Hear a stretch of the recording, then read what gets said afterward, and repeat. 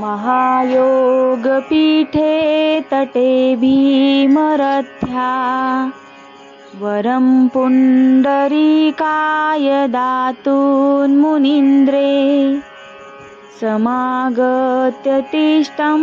तमानन्दकन्दं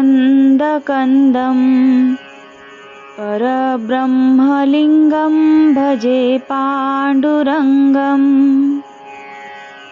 तडित्वा सन्नीलमेघावभासं रमामन्दिरं सुन्दरं चित्प्रकाशम् वरं त्विष्टिकाया समन्यस्तपादं परब्रह्मलिङ्गं भजे पाण्डुरङ्गम् प्रमाणाम्भवाब्धेरिदं मामकाना नितम्ब्यकरभ्यादृतो येन तस्मात् विधातुर्वसते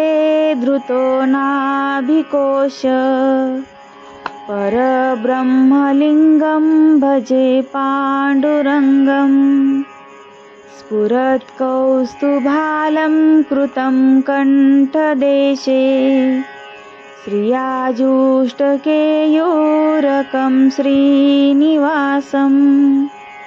शिवं शान्त्यमीडं वरं लोकपालं परब्रह्मलिङ्गं भजे पाण्डुरङ्गम्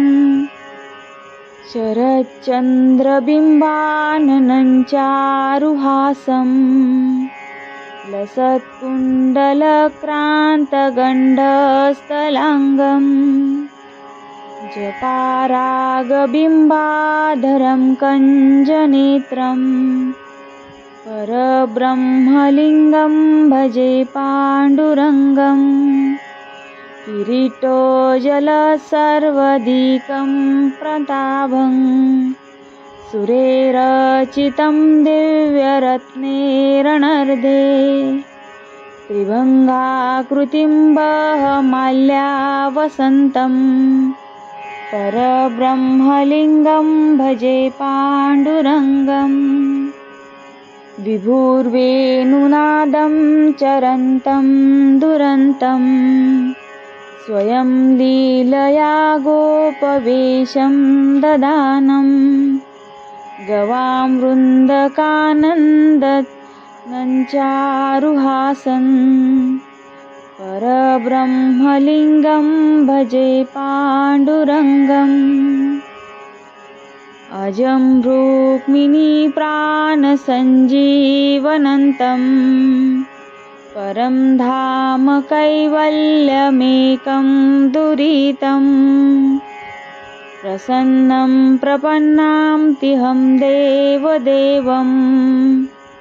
परब्रह्मलिङ्गं भजे पाण्डुरङ्गम्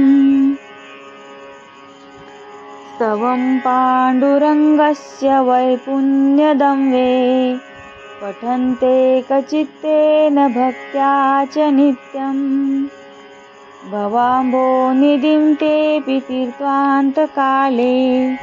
हरेरालयं शाश्वतं प्राप्नुवन्ति।